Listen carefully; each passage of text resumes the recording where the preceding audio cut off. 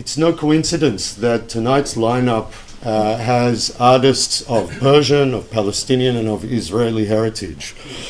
And first of all, I'll say, because I'm going to use hopeful and lighthearted language, I don't mean to diminish the suffering and the destruction that's happening over there. I think it's important, first of all, to acknowledge that. In terms of these speeches, how I usually do them is I give myself a few bullet points and then I improvise. So last night I sat with my dad and I gave him a little taste of what I was going to talk about. And he was like, it's okay. I've got something more eloquent for you.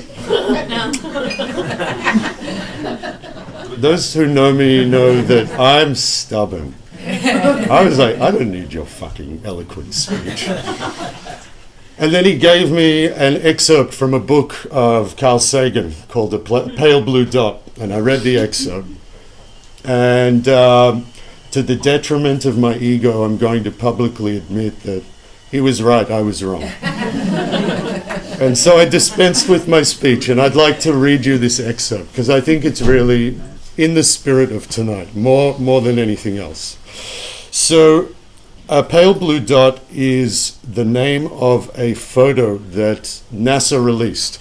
And it's a photo that was taken by the Voyager spacecraft. It's a spacecraft that's the furthest from planet Earth. And I think it was in 1994. It was just about to leave the solar system. It turned its lens back to Earth, took a photo.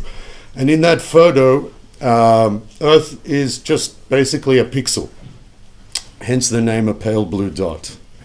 So this is what he wrote. Look again at that dot. That's here.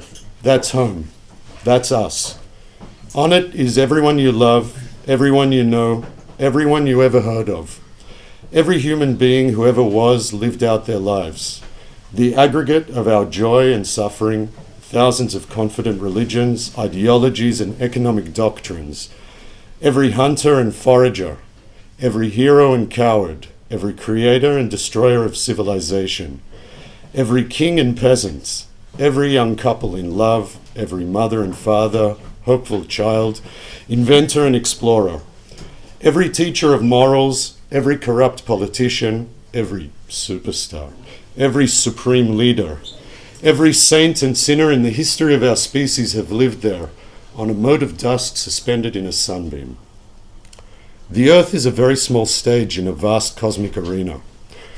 Think of the rivers of blood spilled by all those generals and emperors so that in glory and triumph they could become the momentary masters of a fraction of a dot.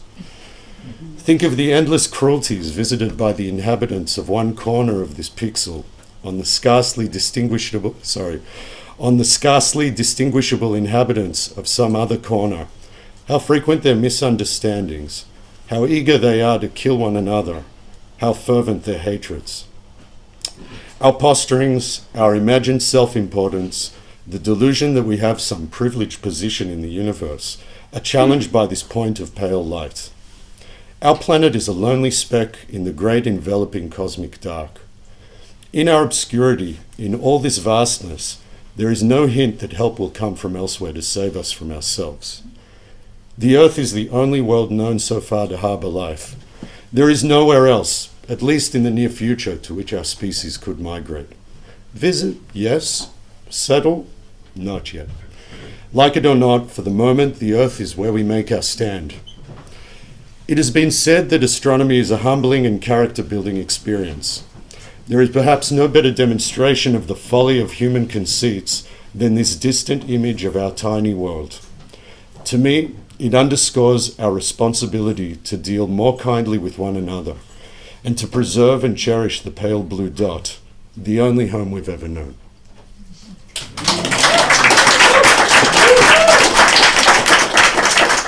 And with that I say, tonight is not a political exercise, it's a humanist exercise. It's designed to remind us that our love is stronger than their hate.